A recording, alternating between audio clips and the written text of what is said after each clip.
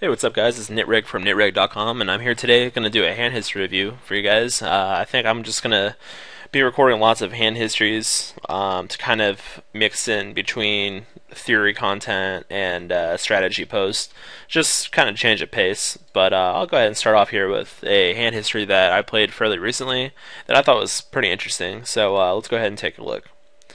So I'm on the button with ace 5 offsuit, and I think this is a pretty standard open. Got an ace in position against two pretty seemingly bad players. They both end up calling, which is alright. We'll play post flop. We had a pretty decent flop for our hand. It's really dry. Rainbow, it's a very good flop to c bet on, just because it's not going to hit their range that often. These guys are going to be calling with all sorts of hands. Like literally, this guy's calling with 64% of his range. So, pretty much everything in his range misses this. They'll have a few hands sometimes, but they're not going to be that strong usually. Then in case they do, when I c bet, it's going to be a semi bluff because I have an ace overcard, so I can hit an ace, or I can hit a 3 for a gut shot, and it's possibly even a 5 could be good too if they have something like 4-5, or no, not 4-5, like 4-3 suited or something goofy. But anyway, I think this is a pretty standard c bet. I just make it $3, like a pretty sizable amount, just enough so they don't start peeling me with, better hands than I have. Like, want them to fold out hands like Ace Two and Ace Jack and stuff like that. And I might get some value sometimes from hands like 5-6 or something goofy like that. But I think $3 usually just folds out most of the range, and it's a pretty plus EV play to just go ahead and c bet here. The first guy folds, and the short stack guy ends up calling. So the jack is a really good card to barrel for me, but the problem is that he has about $15 left, and there's $10.50 left in the pot. So it's not like I can bet.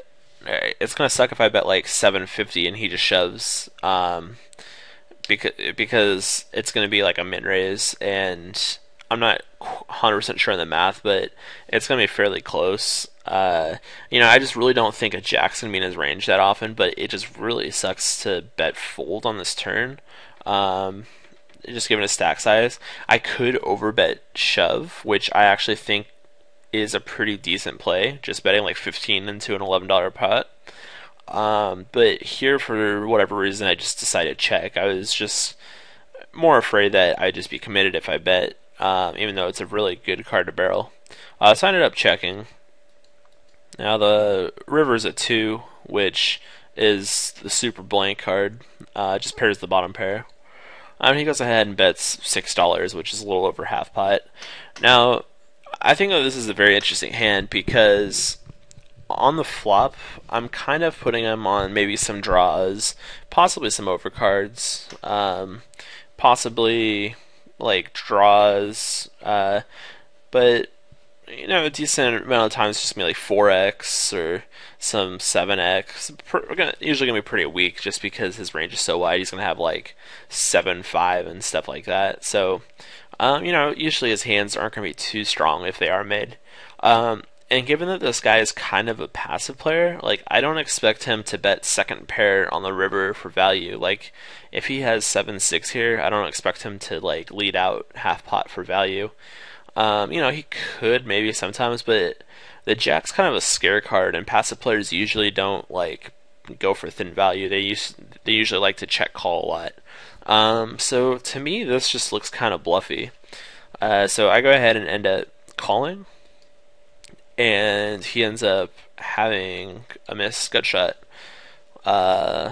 So, as far as I can tell about my play, like, I think I made a mistake on the turn. Like, I don't think checking is bad. It's probably my second favorite option, but I think probably jamming the turn might be a better option.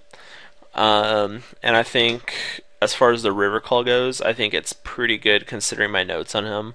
I also have a note on him, which is actually really important. I forgot to mention with you guys, he likes to donk out with strong hands, like top pairs and two pairs and sets and stuff. So I was pretty confident that ace high was going to be good here a good chunk of the time.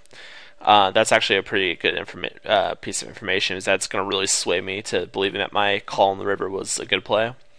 But had he had checked, I would have just checked behind on the river, and ace high would have been good. It's my hand's kind of like a showdownable hand, but it could be kind of like a bluff catcher if I think he's full of it, which I think he is if he bets this river here a lot. Um, as far as his play goes, I think he should definitely fold pre-flop. That's super standard, and he should fold a flop, which seems super standard. And um, I don't think his bet on the river is that bad, especially at like 50 NL on minted poker. Most people, my hand looks kind of just like it looks like I might have like error a ton just given my stats. I don't know if he's really aware of that. But basically he's got 8 highs, so he has almost no chance of winning unless I have like 5-6 or something. So basically he has no chance of winning. So I think stabbing half pot is all right on his part. He's not really representing too much just given the way he plays. And I could definitely have something like 7x or pocket eights, and I was just afraid to bet the turn, which I wouldn't. I would bet call if I had a hand like that. But given how that played out, I think he played pretty much every street wrong except for possibly the river, and I think I played every street right except for possibly the turn.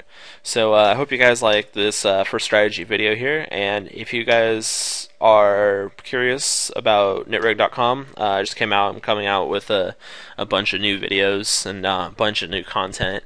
Lots of great stuff. Go check out nitreg.com. If you guys enjoyed this video, please feel free to subscribe. Just click the subscribe button in the top left of this page. Alright, that being said, this is Nitreg from nitreg.com, and I'll see you guys later.